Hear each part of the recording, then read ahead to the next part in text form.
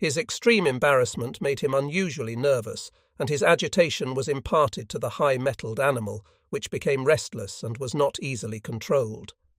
General Lee, in the blandest manner, asked, "General, doesn't Mrs. ride that horse occasionally?" "Yes, sir," he replied.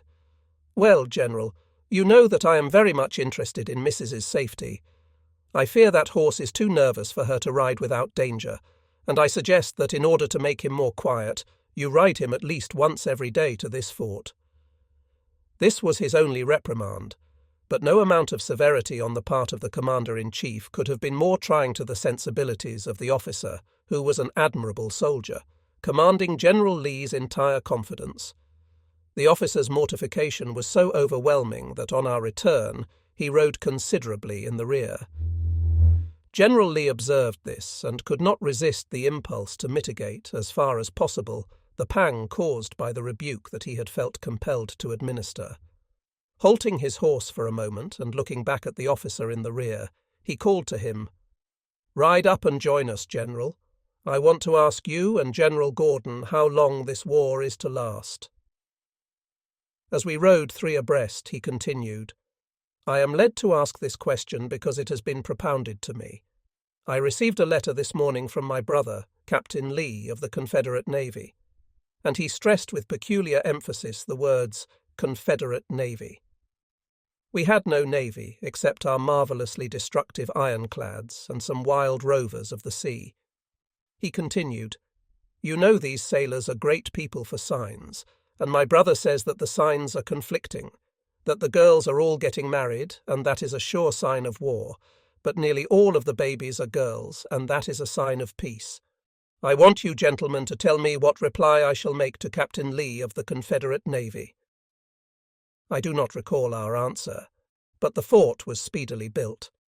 The condition of our army was daily becoming more desperate. Starvation, literal starvation, was doing its deadly work.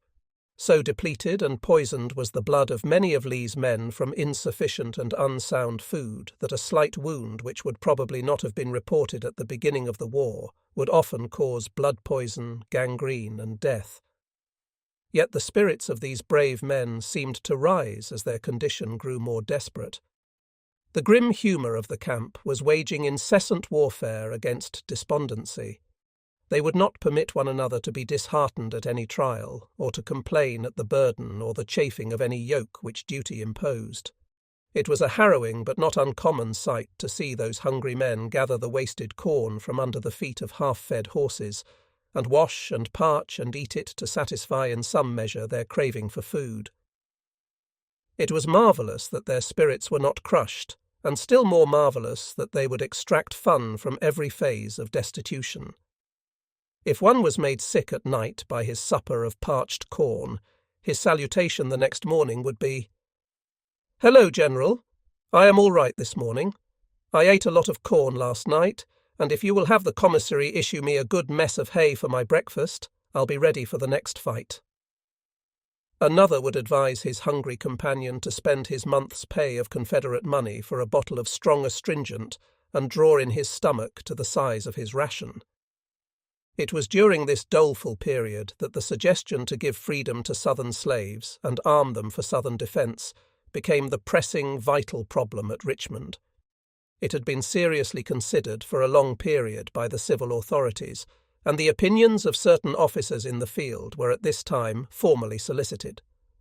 General Lee strongly favoured it, and so did many members of Congress, but the bill as finally passed was absurdly deficient in the most important provisions.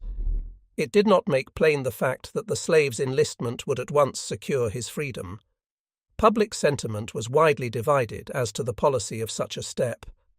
In its favour was the stern fact, universally recognised, that it was no longer possible to fill our ranks except by converting slaves into soldiers, while the great government at Washington could enlist men not only from the populous states of the Union, but from the teeming populations of foreign countries.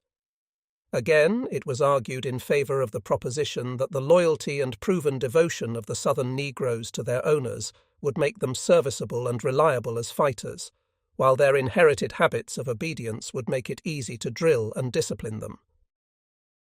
The fidelity of the race during the past years of the war, their refusal to strike for their freedom in any organized movement that would involve the peace and safety of the communities where they largely outnumbered the whites, and the innumerable instances of individual devotion to masters and their families, which have never been equalled in any servile race, were all considered as arguments for the enlistment of slaves as Confederate soldiers. Indeed, many of them who were with the army as body servants repeatedly risked their lives in following their young masters and bringing them off the battlefield when wounded or dead. These faithful servants at that time boasted of being Confederates, and many of them meet now with the veterans in their reunions, and, pointing to their Confederate badges, relate with great satisfaction and pride their experiences and services during the war. One of them, who attends nearly all the reunions, can, after a lapse of nearly 40 years, repeat from memory the roll call of the company to which his master belonged. General Lee used to tell with decided relish of the old Negro, a cook of one of his officers, who called to see him at his headquarters. He was shown into the general's presence, and pulling off his hat, he said, "General Lee, I've been wanting to see you a long time. PM a soldier." "Ah, to what army do you belong? To the Union Army or to the Southern Army?" "Oh, General, I belong to your army." "Well, have you been shot?" "No, sir, I ain't been shot yet." "How is that? Nearly all of our men get shot." "Why, General, I ain't been shot 'cause I stays back what a generals stay." Against the enlistment of Negroes were urged the facts that they were needed, were absolutely essential on the plantations to produce supplies for the armies and the people. That even with their labour the country was exhausted, and without it neither the armies nor the people at home could survive. That the sentiment of the army itself was not prepared for it, and that our condition was too critical for radical experiments. The meeting of the Southern Commissioners, Mr. Stevens, Mr. Hunter, and Judge Campbell, with Mr. Lincoln at Hampton Roads, had brought the warring sections no nearer to peace. All things seemed now prophetic of the Confederacy's certain and speedy death. And yet I must record in this connection a truth of which I had constant evidence, that our great commander, in the midst of all these depressing and overwhelming trials, never lost for an hour his faith in the devotion and unconquerable spirit of his army. And grandly did that army vindicate the justice of his confidence. Although the thought of speedy surrender or ultimate failure must have occurred to officers and men, it did not find expression even in the most confidential interviews. At least, not the remotest suggestion of such possibility reached my ears from any source. An intense loyalty to the cause seemed to imbue every man with the conviction that nothing should be done or said which could discourage his comrades or in any degree impair their wonderful enthusiasm. The orders were necessarily stringent as to granting furloughs, but desertions were astonishingly rare, although there were no restrictions upon correspondence, and the mails were loaded with letters telling the soldiers of the sufferings of those at home whom they loved, and who needed their support and care. No one, however gifted with the power of vigorous statement, could do justice to the manhood displayed under such conditions. The commander appreciated this exhibition of patience and endurance, and never lost an opportunity to let his men know it. In addition to the inspiration of devotion to him, every man of them was supported by that extraordinary consecration resulting from the conviction that he was fighting in defence of home and the rights of his state. Hence their unfaltering faith in the justice of the cause, their fortitude in extremist privations, their readiness to stand shoeless and shivering in the trenches at night, and to face any danger at their leader's call, while their astounding cheerfulness and never-failing humour were gilding with an ineffable radiance the darkness gathering around them in these last days. The months of December, January, and February had passed, and only March was to intervene before the last desperate struggle of the two armies would be inaugurated. Intelligent scouts kept us advised of the immense preparations progressing in the Union lines for assaults upon our breastworks at an early date. During the first week in March 1865, General Lee sent a messenger about 2 o'clock in the morning to summon me to his headquarters. It was one of the bitterest nights of that trying winter, and it required a ride of several miles to reach the house on the outskirts of Petersburg, where the commanding general made his headquarters. As I entered, General Lee, who was entirely alone, was standing at the fireplace, his arm on the mantel and his head resting on his arm as he gazed into the coal fire burning in the grate. He had evidently been up all the previous part of the night. For the first time in all my intercourse with him, I saw a look of painful depression on his face. Of course he had experienced many hours of depression, but he had concealed from those around him all evidence of discouragement. He had carried the burden in his own soul, wrapping his doubts and apprehensions in an exterior of cheerfulness and apparent confidence. The hour had come, however, when he could no longer carry alone the burden or entirely conceal his forebodings of impending disaster. General Longstreet and General Ewell were both 20 miles away on their lines in front of Richmond.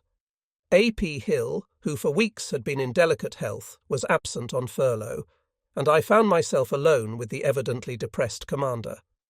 To me, he had the appearance of one suffering from physical illness. In answer to my inquiry as to his health, he stated that he was well enough bodily, and had sent for me in order to counsel with me as to our prospects, etc. In his room was a long table covered with recent reports from every portion of his army. Some of these reports had just reached him. He motioned me to a chair on one side of the table, and seated himself opposite me. I had known before I came that our army was in desperate straits, but when I entered that room I realized at once, from the gravity of the commander's bearing, that I was to learn of a situation worse than I had anticipated. The interview was a long one, intensely absorbing, and in many respects harrowing. It led, as will be seen, to the last desperate assault upon Grant's lines at Petersburg, which was made by my troops. The interview also produced in me a keen sense of responsibility, for I was then less than 33 years of age, much the youngest corps commander in Lee's army, and I expected to be called upon to express opinions upon matters involving the fate of the army and of the Southern people. I shall not attempt to quote General Lee literally, except where his words were so engraved on my mind that I cannot forget them while I remember anything. He opened the conference by directing me to read the reports from the different commands as he should hand them to me, and to carefully note every important fact contained in them. The revelation was startling. Each report was bad enough, and all the distressing facts combined were sufficient, it seemed to me, to destroy all cohesive power and lead to the inevitable disintegration of any other army that was ever marshalled. Of the great disparity of numbers between the two hostile forces I was already apprised. I had also learned much of the general suffering among the troops, but the condition of my own command, due to the special efforts of which I have spoken, was not a fair measure of the suffering in the army. I was not prepared for the picture presented by these reports of extreme destitution, the lack of shoes, of hats, of overcoats, and of blankets, as well as of food. Some of the officers had gone outside the formal official statement as to numbers of the sick, to tell in plain, terse, and forceful words of depleted strength, emaciation, and decreased power of endurance among those who appeared on the rolls as fit for duty. Cases were given, and not a few, where good men, faithful, tried, and devoted, gave evidence of temporary insanity and indifference to orders or to the consequences of disobedience, the natural and inevitable effect of their mental and bodily sufferings. My recollection is that General Lee stated that, since the reports from A.P. Hill's corps had been sent in, he had learned that those men had just been rationed on 1/6 of a pound of beef, whereas the army ration was a pound of beef per man per day, with the addition of other supplies. That is to say, 600 of A.P. Hill's men were compelled to subsist on less food than was issued to 100 men in General Grant's army. When I had finished the inspection of this array of serious facts and contemplated the bewildering woe which they presented, General Lee began his own analysis of the situation. He first considered the relative strength of his army and that of General Grant. The exact number of his own men was given in the reports before him, about 50,000 or 35,000 fit for duty. Against them, he estimated that General Grant had in front of Richmond and Petersburg, or within his reach, about 150,000. Coming up from Knoxville was Thomas with an estimated force of 30,000 superb troops, to whose progress General Lee said we could offer practically no resistance, only a very small force of poorly equipped cavalry and detached bodies of infantry being available for that purpose. From the valley, he said, General Grant can and will bring upon us nearly 20,000, against whom I can oppose scarcely a vedette. This made an army of 200,000 well-fed, well-equipped men, which General Grant could soon concentrate upon our force of 50,000, whose efficiency was greatly impaired by suffering. Sherman was approaching from North Carolina, and his force, when united with Schofield's, would reach 80,000. What force had we to confront that army? General Beauregard had telegraphed a few days before that, with the aid of Governor Vance's Home Guards, he could muster probably 20,000 to 25,000. But General Joseph E. Johnston had just sent a dispatch saying in substance that General Beauregard had overestimated his strength and that it would be nearer the truth to place the available Confederate force at from 13,000 to 15,000. So that the final summing up gave Grant the available crushing power of 280,000 men, while to resist this overwhelming force Lee had in round numbers only 65,000. This estimate ended, the commander rose, and with one hand resting upon the depressing reports, he stood contemplating them for a moment, and then gravely walked to and fro across the room, leaving me to my thoughts. My emotions were stirred to their depths, and as I now recall him standing at the table at 4 o'clock on that March morning, silently contemplating those reports, the irrefutable demonstration of his inability to satisfy the longings of the Southern people for independence, it seems to me that no commander could ever have felt a greater burden than did Robert E. Lee at that hour. My sense of responsibility reached its climax when he again took his seat facing me at the table and asked me to state frankly what I thought under those conditions it was best to do, or what duty to the army and our people required of us. Looking at me intently, he awaited my answer.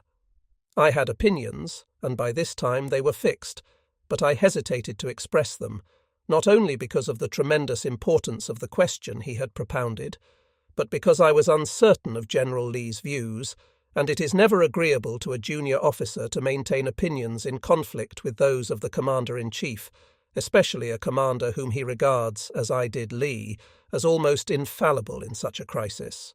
But I replied, General, it seems to me there are but 3 courses, and I name them in the order in which I think they should be tried. First, make terms with the enemy, the best we can get. Second, if that is not practicable, the best thing to do is to retreat, abandon Richmond and Petersburg, unite by rapid marches with General Johnston in North Carolina, and strike Sherman before Grant can join him, or lastly, we must fight, and without delay. Then again there was a period of silence, lasting, it is true, but a few moments. But they were moments of extreme anxiety to me. The question which he then asked only intensified my anxiety. Is that your opinion?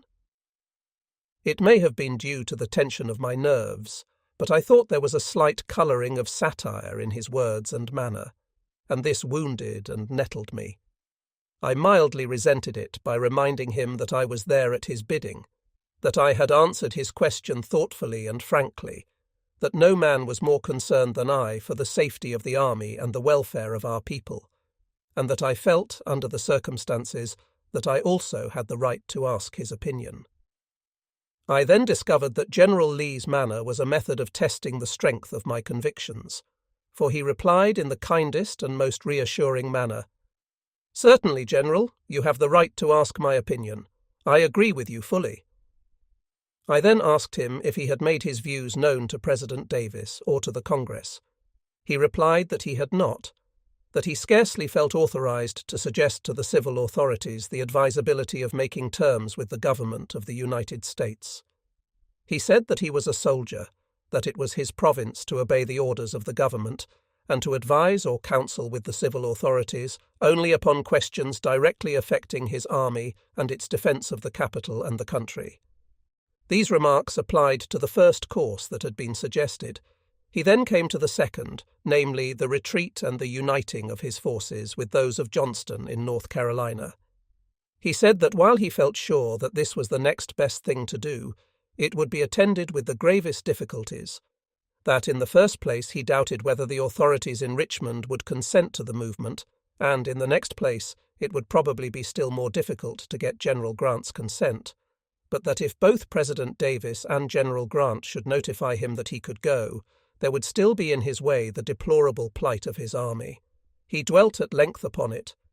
Among other things, he mentioned the fact that, in addition to the starving condition of his men, his horses were dying from starvation, and that he could not move one half of his artillery and ammunition and supply trains. He added that the cavalry horses were in horrid condition, and that he could not supply their places, as the country was exhausted. That when a cavalry horse died or was shot, it was equivalent to the loss of both horse and rider, so far as that arm of the service was concerned. Whereas General Grant could mount 10,000 additional horsemen in a few days if he wished to do so, and could retard our retreat, vex our flanks, and cut off our supplies. General Lee, like his private soldiers, had a vein of humour in him which was rarely exhibited except when it served some good purpose. It often appeared when least expected, but was always most opportune. While speaking of the vast superiority of Grant's numbers and resources and his own rapidly accumulating embarrassments, he relaxed the tension for a moment by saying, "By the way, I received a verbal message from General Grant today." "What was it?" I asked. He explained that General Grant had sent, under flag of truce, a request to cease firing long enough for him to bury his dead between the picket lines. The officer who bore the flag of truce asked to be conducted to Army headquarters, as he had a message to deliver to General Lee in person. Arriving at headquarters, he received General Lee's courteous salutations, and, having explained the nature of his mission, said, "General, as I left General Grant's tent this morning, he gave me these instructions. Give General Lee my personal compliments, and say to him that I keep in such close touch with him that I know what he eats for breakfast every morning." I asked General Lee what reply he made. He said, "I told the officer to tell General Grant that I thought there must be some mistake about the latter part of his message, for unless he, General Grant, had fallen from grace since I saw him last, he would not permit me to eat such breakfasts as mine without dividing his with me." He then added, "I also requested the officer to present my compliments to General Grant and say to him that I knew perhaps as much about his dinners as he knew about my breakfasts." This, of course, meant that each of the commanders, through scouts and spies, and through such statements as they could extract from prisoners or deserters, kept fairly well posted as to what was transpiring in the opponent's camp. This little diversion ended, the commander returned to the discussion of the three courses which the serious situation presented. Without an explicit expression to that effect, the entire trend of his words led me to the conclusion that he thought immediate steps should be taken to secure peace, and I ventured to suggest that it was not only legitimate for him to see President Davis on the subject, but that the Southern people had placed their hopes largely in their commanding general. With characteristic modesty, he thought that the people expected of him only the best services he could give them at the head of the army. As nearly as I can recall my words, I said to him at this point, "General, if the newspapers correctly represent the thought and sentiment of the people, there can be no doubt that they are looking to you for deliverance more than to President Davis or the Congress, or both combined. And it seems to me that your responsibility is such as to entitle you to the aid of the civil authorities in finding the shortest way, consistent with honour, out of our troubles." I urged, with as much earnestness as my position would permit, the probability of securing more favourable terms while our army was still organised and resisting than would be accorded us after that army was scattered or captured. His long training as a soldier and his extreme delicacy were still, in his way, a barrier against even apparent interference in any department not his own, and against any step not in accord with the strictest military and official ethics. He said as much, but then added, I will go, and will send for you again on my return from Richmond. It was near sunrise when I left him and rode back to my quarters. Although he had not slept during the night, he took the first train to Richmond and spent 2 days, I believe, in conferences over the tremendous issue. Promptly on his return, he again summoned me. He proceeded at once to state, concisely and clearly, the result of his interviews. He said nothing could be done at Richmond. The Congress did not seem to appreciate the situation. Of President Davis, he spoke in terms of strong eulogy, of the strength of his convictions, of his devotedness, of his remarkable faith in the possibility of still winning our independence, and of his unconquerable willpower. The nearest approach to complaint or criticism were the words which I can never forget. You know that the President is very pertinacious in opinion and purpose. President Davis did not believe we could secure such terms as we could afford to accept, and was indisposed to make further effort after the failure of the Hampton Roads Conference. Neither were the authorities ready to evacuate the capital and abandon our lines of defence, although every railroad except the south side was already broken. Paganini, the unrivalled violinist of Genoa, in one of his great exhibitions, is said to have had the strings of his violin break, one after another, until he had but one left. Undismayed by these serious mishaps, and pointing to his dismantled instrument, he proudly exclaimed to the audience that he still had left one string and Paganini. Jefferson Davis, holding to the Confederate capital, notwithstanding every line of railroad except one had been broken by the enemy, was yet confident, and felt in his heart that he still had enough left in the one string and Lee's army. Having heard the commander's report of his interviews in Richmond, I asked, "What, then, is to be done, General?" He replied that there seemed to be but one thing that we could do: fight. To stand still was death. It could only be death if we fought and failed. This was the prelude to my assault upon Fort Stedman on March 25, 1865, the last Confederate attack on Grant's lines at Petersburg. Chapter 27. Capture of Fort Stedman. Like fires that consume the dross and make pure the metal, Confederate distress and extremity seemed to strengthen and ennoble rather than weaken Confederate manhood. My hungry and debilitated men welcomed with a readiness intensely pathetic the order to break camp and move into the trenches at Petersburg. Their buoyancy of spirit was in no degree due to a lack of appreciation of the meaning of that night march. They were not mere machine soldiers, moved by a superior intelligence to which they blindly yielded obedience. They were thoughtful men, with naturally keen perceptions sharpened by long experience in actual war.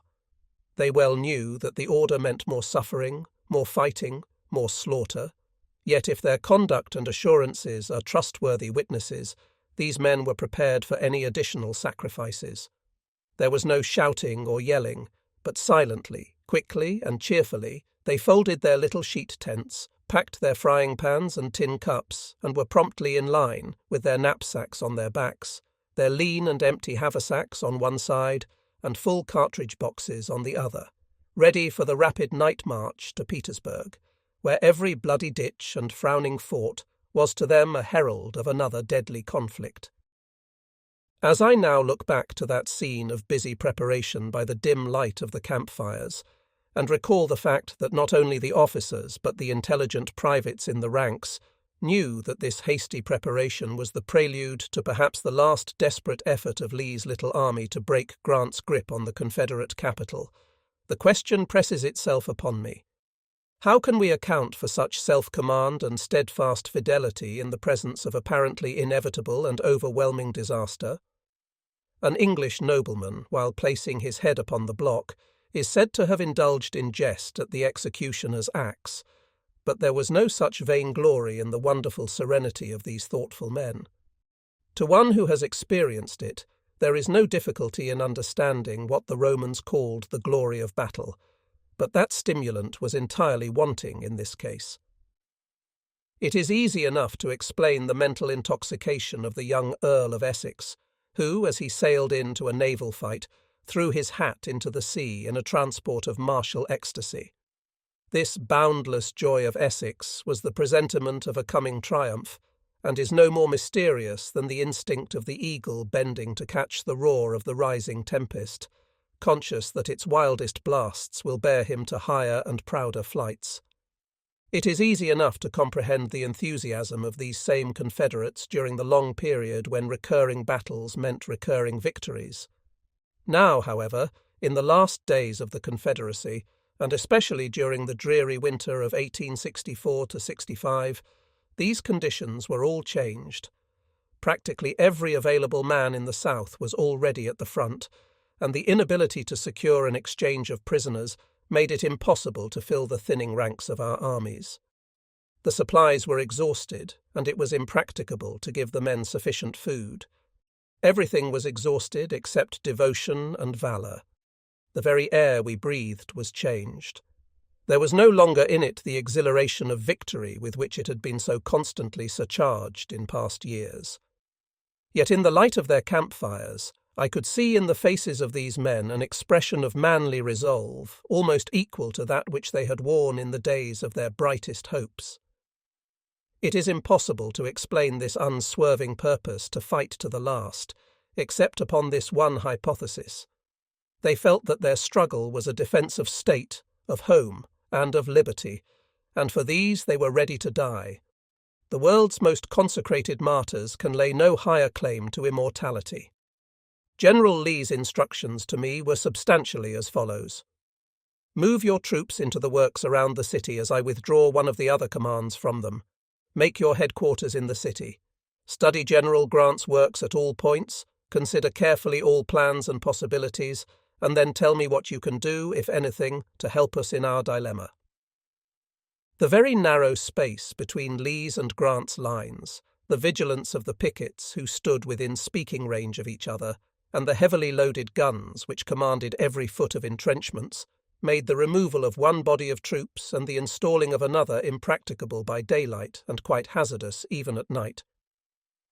We moved, however, cautiously through the city to the breastworks, and, as the other corps was secretly withdrawn, my command glided into the vacated trenches as softly and noiselessly as the smooth flow of a river. More than a month prior to this change, General Lee wrote to the authorities at Richmond after these men had stood in line for 3 days and nights in extremely cold weather.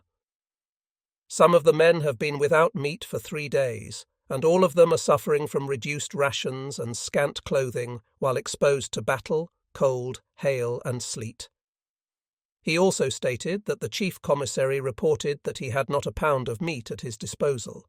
General Lee added, "The physical strength of the men, if their courage survives, must fail under this treatment. These were the men with whom I was soon to make a most daring assault, and these the conditions under which it must be made." The breastworks behind which stood the brave army in blue appeared to be as impenetrable by any force which Lee could send against them as is a modern ironclad to the missiles from an ordinary field battery. But if there was a weak point in those defences, I was expected to find it. If such a point could be found, I was expected to submit to General Lee some plan by which it would be feasible, or at least possible, for his depleted army to assail it successfully. Giving but few hours in the 24 to rest and sleep, I laboured day and night at this exceedingly grave and discouraging problem, on the proper solution of which depended the commander's decision as to when and where he would deliver his last blow for the life of the Confederacy. My efficient staff, Majors Moore, Hunter, Dabney and Pace, and Captains Marco, Wilmer and Jones, were constantly engaged gathering information from every possible source. The prisoners captured were closely questioned, and their answers noted and weighed. Deserters from the Federal Army added valuable material to the information I was acquiring. The fact that there were desertions from the Union to the Confederate Army at this late period of the war is difficult to understand. Indeed, such desertions were among those mysterious occurrences which are inexplicable on any ordinary hypothesis. It was to be expected that some of the newly enlisted Confederates, some of those reluctant recruits who were induced to join our ranks under the persuasive influence of the Confederate conscript law, should abandon us in our extremity. But when all the conditions pointed to certain and speedy Union success, where can we find impelling motives strong enough to induce General Grant's men to desert his overwhelming forces and seek shelter with the maimed and starving Confederate Army? The bravest and most loyal sailors will abandon a sinking battleship and accept safety on the deck of the triumphant vessel of the enemy. In the case of General Grant's men, however, this natural impulse seemed to be reversed. They were not leaving a disabled ship. They were deserting a mighty and increasing fleet for a place on the deck of an isolated and badly crippled man of war, one that was fighting grandly, it is true, but fighting single-handed, almost hopelessly, with its ammunition and supplies nearly exhausted, its engines disabled, and its hull heavily leaking. It required a week of laborious examination and intense thought to enable me to reach any definite conclusion. Every rod of the Federal entrenchments, every fort and parapet on the opposing line of breastworks and on the commanding hills in rear of them, every sunken path of the pickets, and every supporting division of infantry behind the works, had to be noted and carefully scrutinized. The character of the obstructions in front of each portion of the Union works had to be critically examined, and an estimate made as to the time it would require to cut them away so that my men could mount the breastworks or rush into the fort selected for our attack. The distance between the opposing works and the number of seconds or minutes it would require for my troops to rush across were important factors in estimating the chances of success or failure and required the closest calculation. The decision as to the most vulnerable point for attack involved two additional questions of vital importance. The first was, from what point on my own entrenchments could my assaulting column rush forth on its desperate night sally, with the least probability of arousing the sleeping foe? The second was, how many intervening ditches were there, and of what width and depth, over which my men were to leap, or into which they might fall in the perilous passage? All these points considered, I decided that Fort Stedman on Grant's lines was the most inviting point for attack, and Colquitt's salient on Lee's lines the proper place from which to sally. This point in our lines took its name from my lifelong friend, General Alfred Holt Colquitt of Georgia, whose memory will live in Southern hearts, as fresh and green as the fadeless verdure of the pines which now grow upon the salient's embankment, striking their roots deep into the earth which was reddened by the blood of his stalwart Georgians. These men stood and fought and suffered there, commanded by this superb officer, who won by his brilliant victory in Florida the proud title, Hero of Olustee. General Colquitt lived long after the war closed, giving conservative counsel to his people, recognized as the friend of both races, and serving with distinction as governor of his state and as United States Senator. He died at his post of duty in Washington in 1893. The plan of the attack on Fort Stedman was fully developed in my own mind, and whether it was good or bad, the responsibility for it was upon me, not because there was any indisposition on General Lee's part to make a plan of his own and order its execution, but because he had called me from the extreme right to his centre at Petersburg for this purpose. With him was the final decision, approval or rejection. As soon as he was notified that I was ready to report, he summoned me to his quarters. After such a lapse of time, I cannot give General Lee's exact words in so prolonged a conference, but the following questions and answers faithfully represent the substance of the interview. "What can you do?" he asked. "I can take Fort Stedman, sir." "How, and from what point?" "By a night assault from Colquitt's salient, and a sudden quick rush across ditches, where the enemy's pickets are on watch, running over the pickets and capturing them, or if they resist, using the bayonet." "But the chevaux de frise protecting your front is, I believe, fastened together at Colquitt's salient with chains and spikes. This obstruction will have to be removed before your column of attack can pass out of our works. Do you think you can remove these obstructions without attracting the attention of Union pickets, which are only a few rods away? You are aware that they are especially vigilant at night, and that any unusual noise on your lines would cause them to give the alarm, arousing their men in the fort, who would quickly turn loose upon you their heavy guns loaded with grape and canister. This is a serious difficulty, but I feel confident that it can be overcome. I propose to entrust the delicate task of getting our obstructions removed to a few select men who will begin the work after dark and, with the least possible noise, make a passageway for my troops by 4 a.m., at which hour the sally is to be made. But suppose you succeed in removing the obstructions in front of your own lines without attracting the attention of General Grant's pickets, and get your column under full headway, and succeed in capturing or killing the pickets before they can give the alarm. You will have a still more serious difficulty to overcome when you reach the strong and closely built obstructions in front of Fort Stedman and along the enemy's works. Have you ascertained how these obstructions are made and thought of any way to get over them or through them? You know that a delay of even a few minutes would ensure a consuming fire upon your men, who, while halting, would be immediately in front of the heavy guns in the fort. I recognize fully, General, the force of all you say, but let me explain. Through prisoners and deserters, I have learned during the past week all about the obstructions in front of General Grant's lines. They are exceedingly formidable. They are made of rails, with the lower ends deeply buried in the ground. The upper ends are sharpened and rest upon poles, to which they are fastened by strong wires. These sharp points are about breast high, and my men could not possibly get over them. They are about 6 or 8 inches apart, and we could not get through them.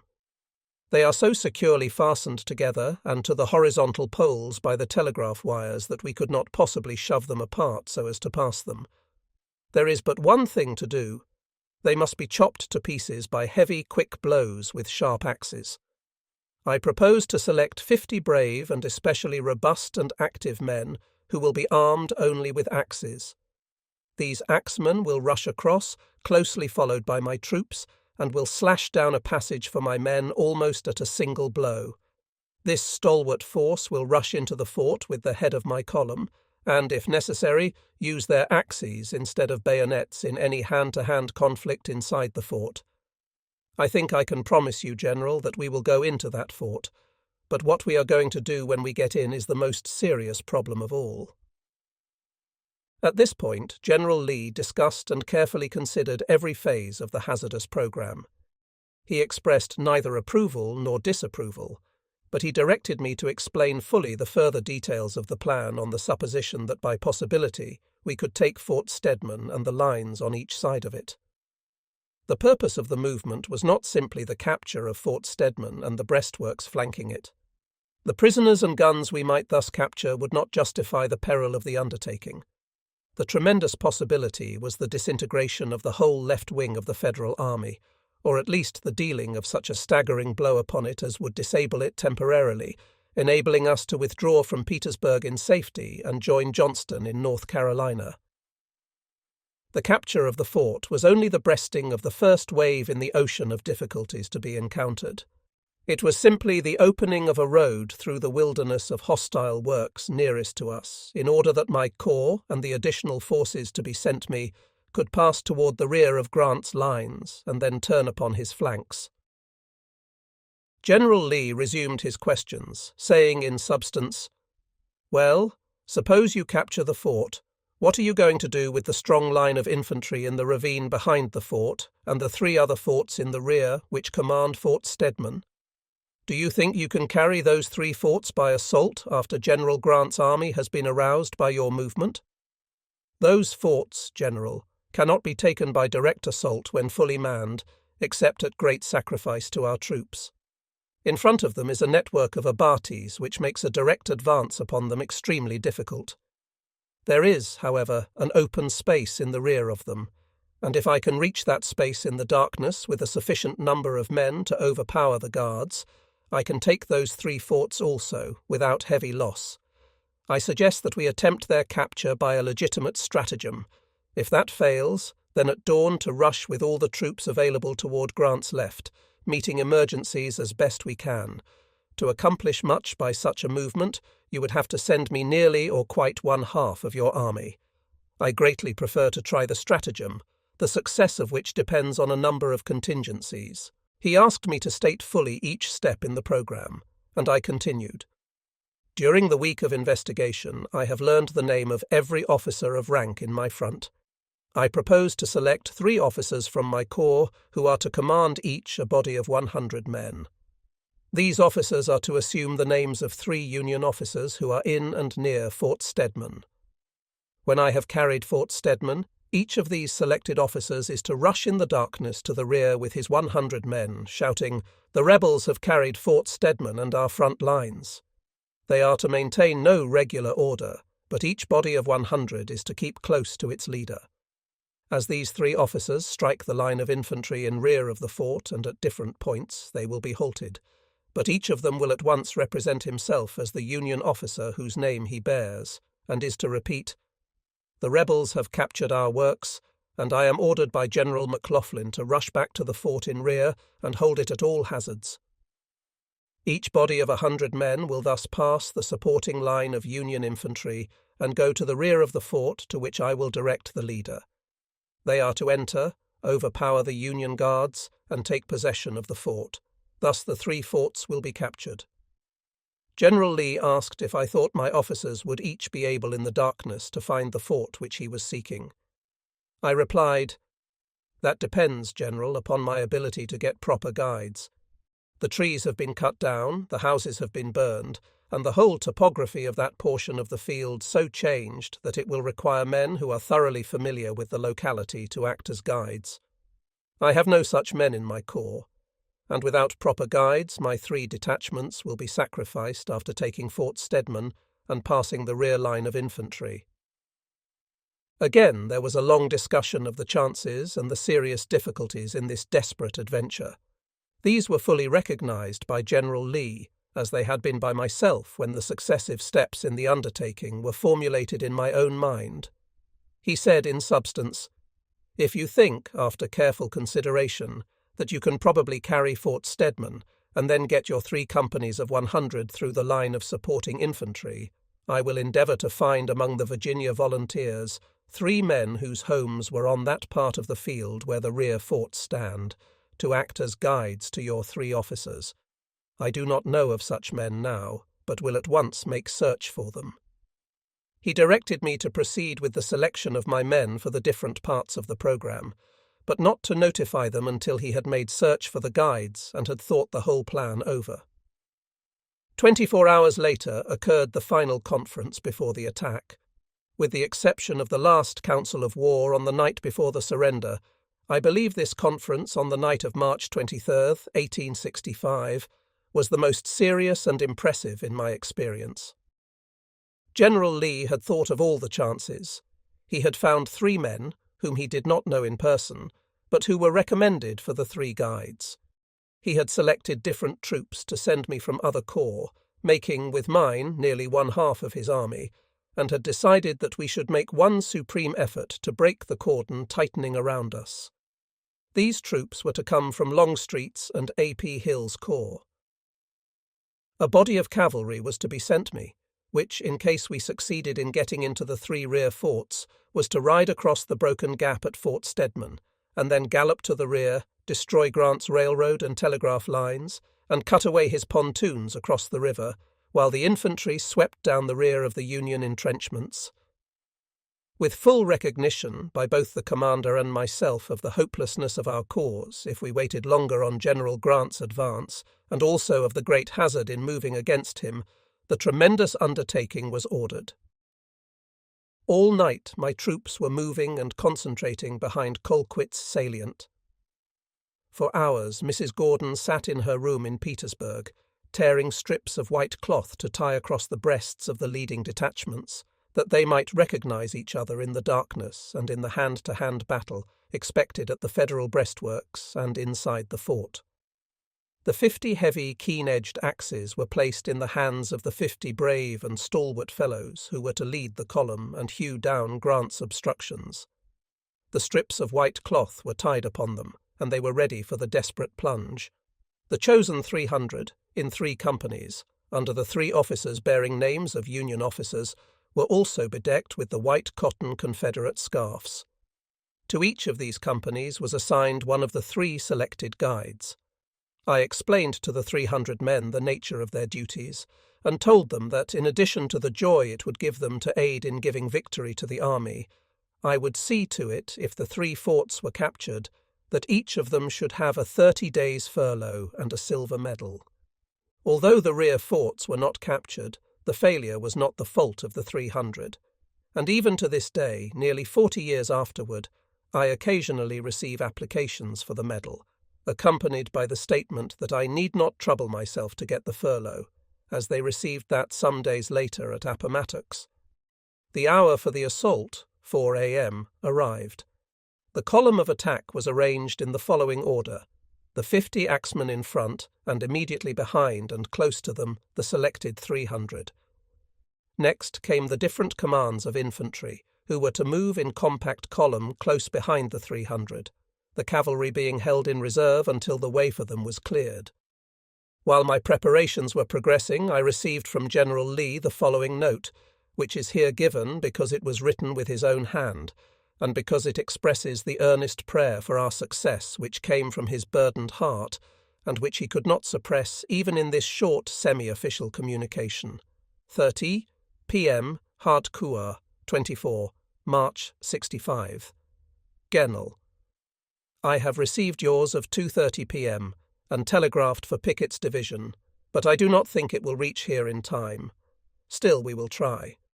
If you need more troops, one or both of Heth's brigades can be called to Colquitt's salient and Wilcox's to the Baxter Road. Dispose of the troops as needed. I pray that a merciful God may grant us success and deliver us from our enemies. Yours truly, R. E. Lee, Gennell, J. B. Gordon, etc. P.S. The cavalry is ordered to report to you at Halifax Road and Norfolk R. Iron Bridge at 3 a.m. tomorrow. W. F. Lee to be in vicinity of Monk's Corner Road at 6 a.m.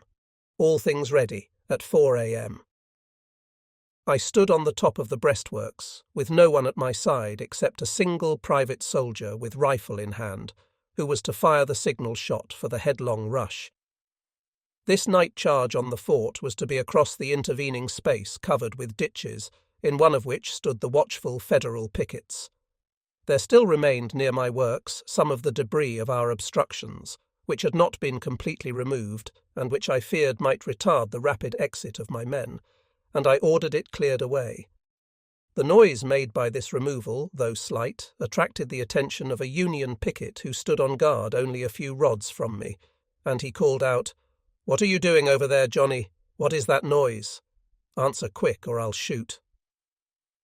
The pickets of the two armies were so close together at this point that there was an understanding between them, either expressed or implied, that they would not shoot each other down except when necessary. The call of this Union picket filled me with apprehension. I expected him to fire and start the entire picket line to firing, thus giving the alarm to the fort, the capture of which depended largely upon the secrecy of my movement. The quick mother-wit of the private soldier at my side came to my relief. In an instant he replied, "Never mind, Yank. Lie down and go to sleep. We are just gathering a little corn. You know rations are mighty short over here." There was a narrow strip of corn, which the bullets had not shot away, still standing between the lines. The Union picket promptly answered, "All right, Johnny, go ahead and get your corn. I'll not shoot at you while you are drawing your rations." Such soldierly courtesy was constantly illustrated between these generous foes, who stood so close to one another in the hostile lines. The Rev. J. William Jones, D.D., now Chaplain General of the United Confederate Veterans, when standing near this same point had his hat carried away by a gust of wind, and it fell near the Union lines.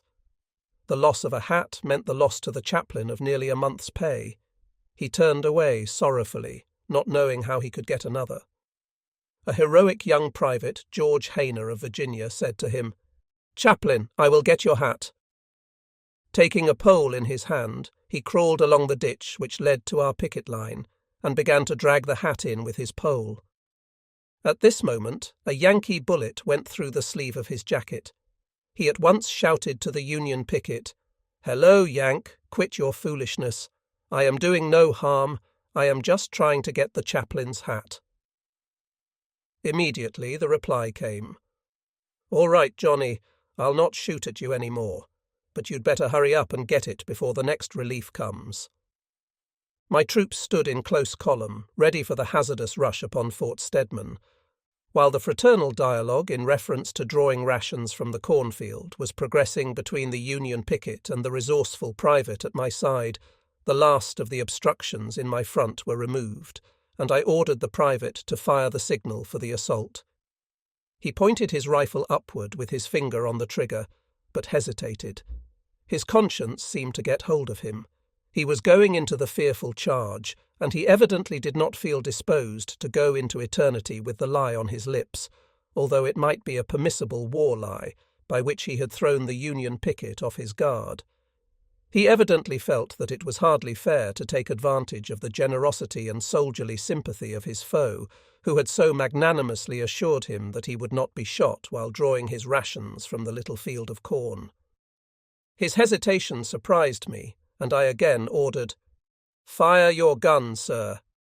He at once called to his kind-hearted foe and said, "Hello, Yank, wake up. We are going to shell the woods. Look out, we are coming." And with this effort to satisfy his conscience and even up accounts with the Yankee picket, he fired the shot and rushed forward in the darkness. As the solitary signal shot rang out in the stillness, my alert pickets, who had crept close to the Union sentinels, sprang like sinewy Ajaxes upon them and prevented the discharge of a single alarm shot. Had these faithful Union sentinels been permitted to fire alarm guns, my dense columns, while rushing upon the fort, would have been torn into fragments by the heavy guns. Simultaneously with the seizing and silencing of the Federal sentinels, my stalwart axemen leaped over our breastworks, closely followed by the selected 300 and the packed column of infantry. Although it required but a few minutes to reach the Union works, those minutes were to me like hours of suspense and breathless anxiety. But soon was heard the thud of the heavy axes as my brave fellows slashed down the Federal obstructions. The next moment the infantry sprang upon the Union breastworks and into the fort, overpowering the gunners before their destructive charges could be emptied into the mass of Confederates. They turned this captured artillery upon the flanking lines on each side of the fort, clearing the Union breastworks of their defenders for some distance in both directions. Up to this point, the success had exceeded my most sanguine expectations. We had taken Fort Stedman and a long line of breastworks on either side. We had captured 9 heavy cannons, 11 mortars, nearly 1,000 prisoners, including General McLaughlin, with the loss of less than half a dozen men. One of these fell upon the works, pierced through the body by a Federal bayonet, one of the few men thus killed in the 4 years of war. I was in the fort myself and relieved General McLaughlin by assuming command of Fort Stedman. From the fort I sent word to General Lee, who was on a hill in the rear, that we were in the works and that the 300 were on their way to the lines in the rear. Soon I received a message from one of these 3 officers, I believe General Lewis of North Carolina, that he had passed the line of Federal infantry without trouble by representing himself as Colonel of the 100th Pennsylvania, but that he could not find his fort, as the guide had been lost in the rush upon Stedman. I soon received a similar message from the other 2, and so notified General Lee. Daylight was coming. Through the failure of the 3 guides, we had failed to occupy the 3 forts in the rear, and they were now filled with Federals. Our wretched railroad trains had broken down, and the troops who were coming to my aid did not reach me.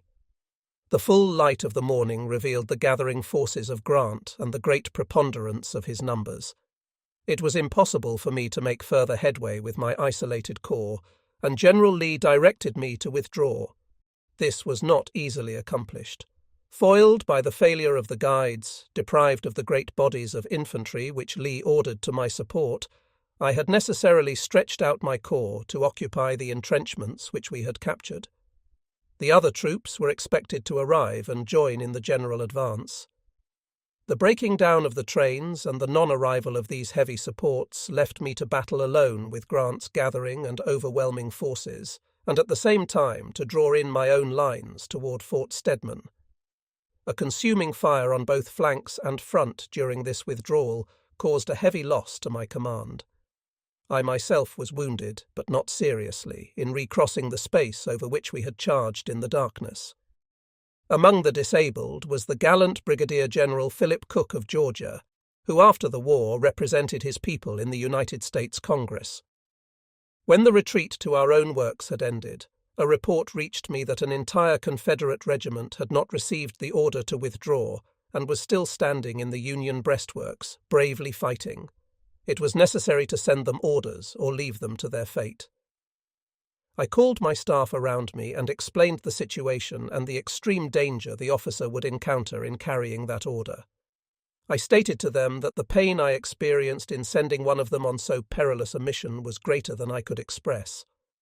Every one of them quickly volunteered to go, but Thomas G. Jones of Alabama insisted that as he was the youngest and had no special responsibilities, it should fall to his lot to incur the danger.